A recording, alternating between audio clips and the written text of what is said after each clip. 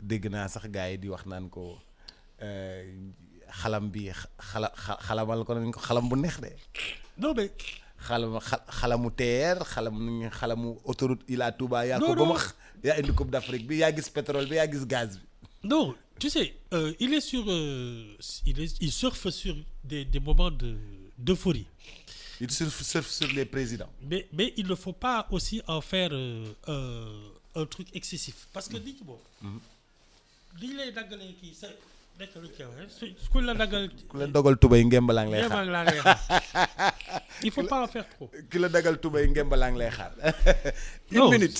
Je trouve que c'est excessif. On aurait pu vraiment on aurait pu en faire une affaire plus discrète, c'est-à-dire des récompenses et des. Excuse-moi. Y a pas de souci. xam nga nag moom soj bi yombut. non man xeex ay yoo.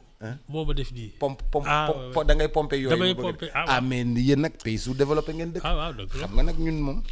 man mi dëkk. Guédiawaye Londres. d'accord. man mi dëkk Londres du ma dàq ay yoo. waaw d'accord. yéen ñi dëkk ay kii yooyu. ci suufu villa yi ci suufu villa yi foofu noonu. filaaw yi voilà ñu ni dëkk suufu filaaw yi. bu ñuy jugee ci pare wu ñu woon ci jàngalekat yi. dama la doon jox ci rek. mais affaire bi amul solution de jàngalekat yi fi ñu jàpp dafa baax de. c'est la période. non c'est la période où le pouvoir est sensible à l'opinion. Parce que il y a des moments où le pouvoir peut ne pas être sensible à ce point. nga xatraay ak yooyu. Mais là on va vers des élections. Et si l'année scolaire finit en eau de boudin, ça va se payer cash pendant les élections. Donc ñoom li ñuy def xam nañ ko. Mais moi je trouve que c'est une solution partielle. Parce que la solution doit être globale. Même le contenu de l'éducation nationale doit être revisité de fond en comble. Loolu daal bon léegi ñoom fii mu nekk nii ils veulent juste améliorer leur ordinaire quoi. Yokk seen ay lii yokk seen salaire am ay terrain ak yooyu. C'est le moment. C'est du marchandage, c'est tout. Mais le vrai problème de l'éducation nationale, il est bien plus profond que ça. Ouais. Mais le marchandage fu mu nekk nii il est bon, les enseignants tiennent le bon bout. Et puis... oui, l'État n'a pas intérêt à une année blanche. Non seulement c'est pas bon pour l'économie, c'est pas bon pour le pays, mais ñoom leurs résultats politiques vont tenir compte de ça. Loolu moom. bu yóbboo ñu xam ne si on finit l'année blanche nga xam ne élection yi ci biir. Exactement.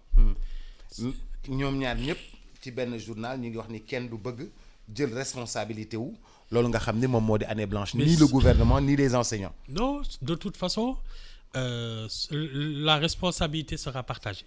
Mais étant donné que ce sont les gouvernants qui vont aux élections, ça peut faire tomber un gouvernement. Ah oui. Si l'opposition rafle la majorité à l'Assemblée nationale, elle forme un gouvernement. Mais Alaaji Ibou Fall foofu ci jàngale bi. bu ñu génnee ci jàngale bi. xaalis bu bari bi DER di séddale ndax moom yëg nañ ko ci sentir nañ ko ci élection yi. xanaa ñu ko encaissé. non ndax sentir nañ ko ci élection yi. DER dafa ñëw pour jàppale xale yi di leen jox di leen financer xale yi di liggéey di delloo mais bu fekkee ne institution bu mel nii mi ngi jàppale xale yi bu baax a baax mais dañoo gis ni xale yi dañoo sanctionner lool le gouvernement. Oui, mais tu sais le mode comment dire ça gis nga le ressort de l'électeur il est intime.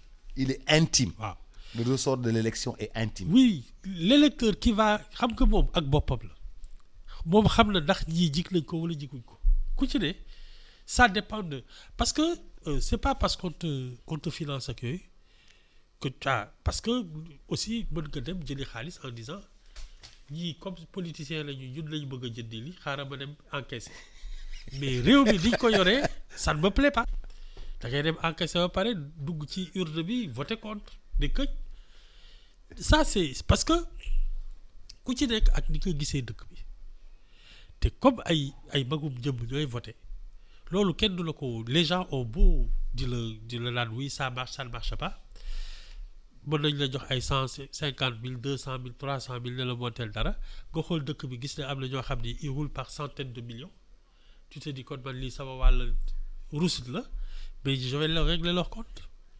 Ah, c'est aussi ça. Quand tu vois que les gens cumulent des fonctions, ay députés, des filles, ils se font des prêts entre eux, 17 de les terrains yeeg yooyu mais soo demee DER ñu jox la benn 500 000 wala 1 million nga foog ne soxal day seet da ngay jël li ngay jël rek ba pare ko en mais maa ngi leen di xaar ci suufu ndaal yi. Exactement. Ibou mais mécanisme de financement bii nii ça n'a jamais marché. Non. Parce que gis nañu si sous Ablaye Wade Ablaye Wade a tellement donné d'argent aux jeunes. Quand bu sanctionné ko jotee. dañ ko sanctionné bu muy bëgg a dee. Tu sais Ablaye Wade a tellement fait, tellement donné, tellement créé d'institutions pour les jeunes. Parce que voilà mais ba léegi. man xam nga lan laa jàpp ci affaire entreprendre parce que tout ça c'est une question d'entreprise.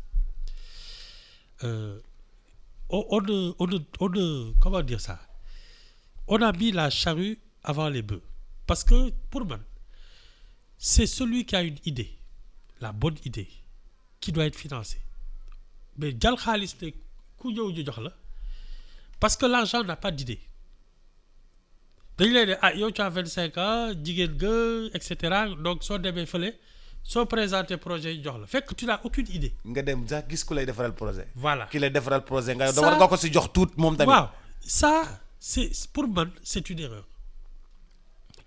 Les financements doivent être réservés à ceux qui ont des initiatives dañuy laaj quand tu as des initiatives tu viens yaa ngi góorgóorlu ñu ne la yow ton truc là il est bon tu as une bonne idée on te trouve un financement mais koo xam ne dafa teg ay tànkam xalaatul dara lu dul fan laay utee liggéey ak yooyu parce que tous ces gens-là autant ils vont chercher des financements foofu autant ku leen ne ñëwal nekk salarié wala fonctionnaire ñu jël. Ils n'ont pas de vocation ni d'ambition précise.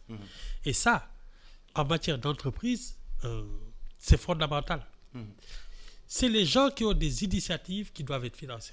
Or da ngay gis fii ku am projet di wër ci banque yi duñ ko jox dara ñu fekk ñoo xam ne amuñu benn projet mais parce que des élections ou bien on veut calmer des chômeurs on leur donne de l'argent mais cet argent-là ne peut pas entreprendre parce qu'il n'y a pas d'idée à la base. mais El Hadj Ibou Fall juste une chose une question.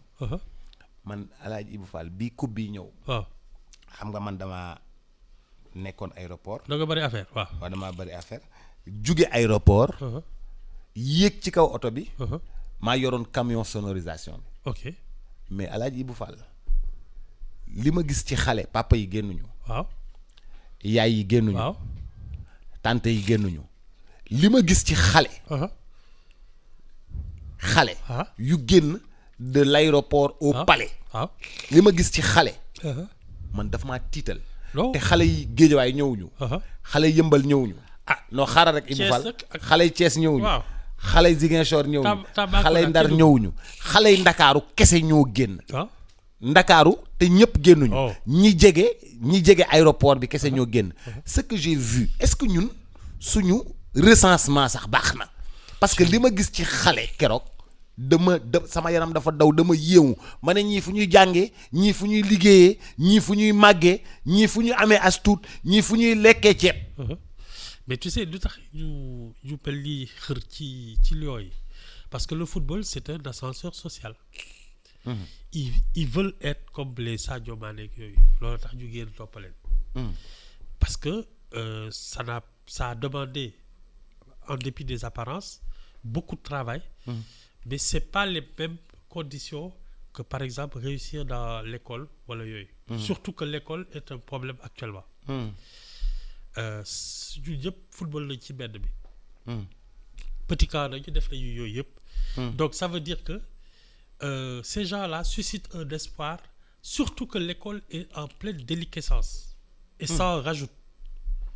C'est comme la lutte ak yooyu dafa am yoo xam ne c'est un symbole de réussite. Et c'est ça qui donne de l'espoir à tous ces gens-là. parce que l'école n'en donne plus vraiment. Da ngay jàngi bon c'est vrai que excuse-moi. En théorie soo jàngee ba am say diplôme di nga liggéey. mais tu as un destin quasiment ordinaire.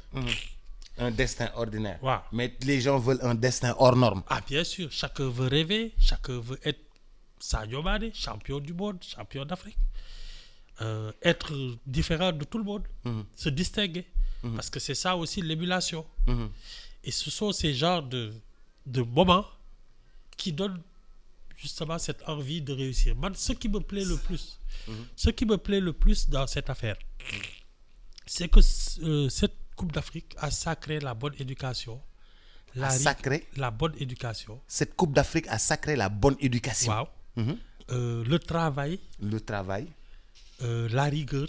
Parce que c'est pas depuis 2012. Aliou Cissé avec son petit doigt dur là jóge ci depuis les Jeux Olympiques. Donc ça veut dire que bàyyiwuñu et que c'est pas un claquement de doigts ni et ces gosses là depuis tout ce temps. C'est de l'abnégation. ba pare déggoo leen ci dara. Depuis 2012. déggoo leen ci dara. 10 ans. Par exemple, on dit que Saliou Ciss et Sadio Mané jouent ensemble depuis 2012. Oui. Ak Gana Gueye. Ak Gana Gueye depuis oui. 2012. Ak Cheikhou Kouyaté. Jeux olympiques yi ba tey. Et Aliou Cissé était sur le banc comme entraîneur remplaçant. de Karim Séga Diouf. waaw nga xam ne ça c'est de l'effort en permanence ba léegi. daanu nañu jóg ba yegsi et ça c'est pour cela que cet exemple-là mérite d'être souligné parce que c'est vraiment le sac du mérite du luñ ko may du voilà te bii man dégguma ci au contraire sorcier yëpp dañ doon am dara. sorcier yëpp. déggoo jabarkat yi. waaw amu ci kenn ku ne on va gagner la coupe.